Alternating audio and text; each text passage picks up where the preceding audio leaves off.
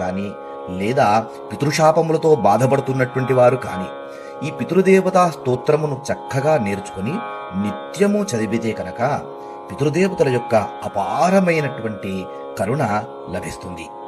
ఇప్పుడు చక్కగా ఆ స్తోత్రాన్ని మనం నేర్చుకునే ప్రయత్నం చేద్దాం.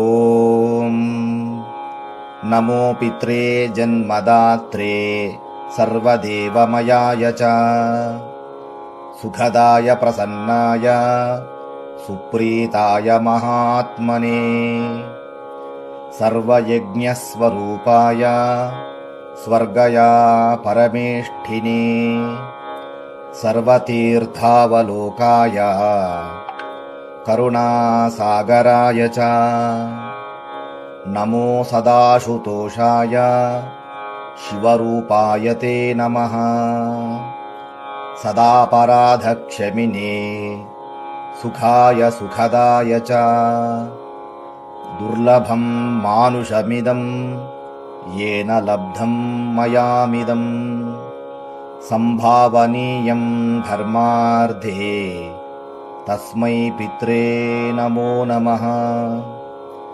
तीर्थस्नानतपोहोम